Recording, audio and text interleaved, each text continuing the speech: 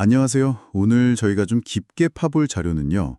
요즘 맨발 걷기 열풍, 그 중심 인물 중 한 분이죠. 박동창 회장 인터뷰 영상입니다. 아, 네. 그 맨발 걷기요.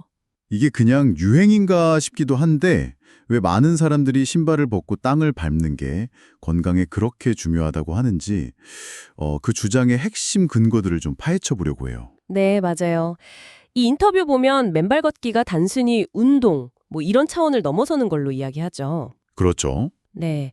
우리 몸하고 지구 사이의 어떤 근본적인 전기적 연결, 이걸 회복하는 과정이다. 이렇게 주장하더라고요. 전기적 연결이요? 흥미로운데요. 네. 현대 생활 방식이 우리를 어떻게 병들게 하고 또 맨발 걷기가 어떻게 그 해답 중 하나가 될 수 있는지 과학적 원리나 실제 경험 같은 걸 들어서 설명하고 있어요. 그 핵심 내용을 한번 같이 보시죠. 좋습니다. 근데 이 박 회장님 주장의 확신, 이게 어디서 시작된 걸까요? 인터뷰 보니까 폴란드에서 우연히 말기의 암 환자가 맨발 걷기로 회복된 사례, 이런 걸 접했다고 하던데요. 네, 그런 이야기가 나오죠. 그리고 본인 경험도 중요하게 얘기하고요. 아, 맞아요. 본인도 간 기능이 안 좋고 특히 불면증이 아주 심했다고. 네, 그랬는데 맨발 걷기 하고 나서 숙면을 취하고 건강도 되찾았다. 이런 경험이 바탕이 된 것 같아요. 이게 단순한 우연일까요? 아니면 정말 뭔가 있는 걸까요? 박 회장은 이걸 이제 접지, 영어로는 earthing, 효과 때문이다. 이렇게 설명합니다. 접지, earthing. 네. 현대인들은 대부분 신발을 신잖아요. 근데 그 신발 밑창이 고무나 플라스틱, 이런 부도체니까. 그렇죠. 전기가 안 통하죠. 네. 그리고 아스팔트나 보도블록 위를 걷고 이러면서 땅과의 전기적인 연결이 딱 차단된 상태로 살아간다는 거예요. 아하. 근데 지구는 거대한 배터리처럼 마이너스 전하를 띤 자유전자를 무한히 가지고 있다는 거죠. 땅 자체가요? 네. 그래서 맨발로 땅을 밟으면 이 자유전자들이 우리 몸으로 이렇게 흘러 들어와서 여러 가지 좋은 효과를 낸다는 가설입니다. 접지라는 거, 그러니까 땅이랑 우리 몸이 정기적으로 이어진다는 생각 자체가 되게 흥미로웠는데요. 그럼 구체적으로 어떤 효과가 있다고 주장하는 건가요? 인터뷰에서 주로 이야기하는 효과는 크게 한 세 가지로 볼 수 있어요. 네, 첫째는 항산화 효과. 항산화요. 네, 땅의 그 자유전자가 우리 몸의 염증이나 노화의 주범으로 꼽히는 활성산소 있잖아요. 네, 활성산소 많이 들어봤죠? 이걸 중화시킨다는 거예요. 전자를 잃어서 불안정한 상태인 활성산소에 전자를 딱 공급해줘서 안정화시킨다. 이런 원리죠. 오, 활성산소에 전자를 준다. 네. 둘째는 혈액 희석 효과를 이야기합니다. 혈액 희석이요? 피가 묽어지는. 그렇죠. 땅에서 온 전자가 적혈구 표면의 음전하를 높여준대요. 그래서 적혈구끼리 서로 밀어내게 만들어서 피가 엉겨붙는 걸 막아준다는 설명이죠. 아, 약간 자석 같은 원리네요. 같은 극끼리 밀어내는. 네, 그런 비유가 가능하겠네요. 실제로 어떤 연구 결과를 인용하는데 맨발 걷기 1시간 후에 혈액 정도가 평균 2.7배 묽어졌다는 그런 내용이 있어요. 2.7배요? 와, 상당한데요? 네, 그래서 이걸 바탕으로 혈액순환이 개선되고 수족냉증 완화, 심지어 인지 기능 개선 가능성까지도 언급을 하더라고요. 그렇군요. 그리고 세 번째는 뭐였죠? 성 증가입니다.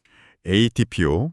생물 시간에 배운 것 같은데? 네, 맞아요. 우리 세포 안에 에너지 공장, 미토콘드리아 있잖아요. 네. 거기에 있는 전자전달계라는 곳에 전자가 원활하게 공급되면서 ATP 생성이 더 잘 된다는 가설이에요. 아, 전자가 에너지 만드는 데도 쓰이는군요. 그렇죠.